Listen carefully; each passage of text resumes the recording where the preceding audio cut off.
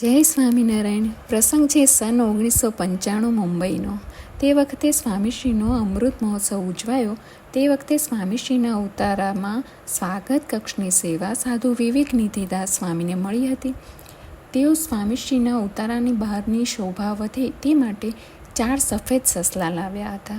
હવે દિવસ દરમિયાન બહારની લોનમાં હરે ફરે તેઓ અને રાત્રે સ્વામીશ્રી તેઓની મોજડી ઉતારે તે જગ્યાએ ખૂણામાં આ 4 સફેદ સસલા લપાઈને બેઠા હોય.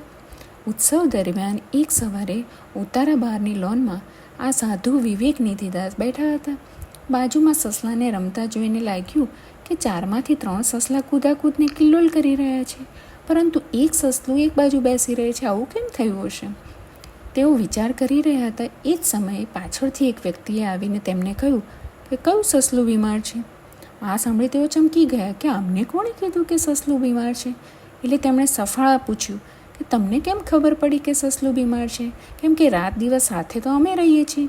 ત્યારે તે વ્યક્તિ કહે, આજે પરમ પૂજ્ય પ્રમુખ સ્વામી મહારાજના અલ્પાહાર દરમિયાન તેમની સમક્ષ મહોત્સવના મેડિકલ વિભાગનું રિપોર્ટિંગ કરવાનું હતું.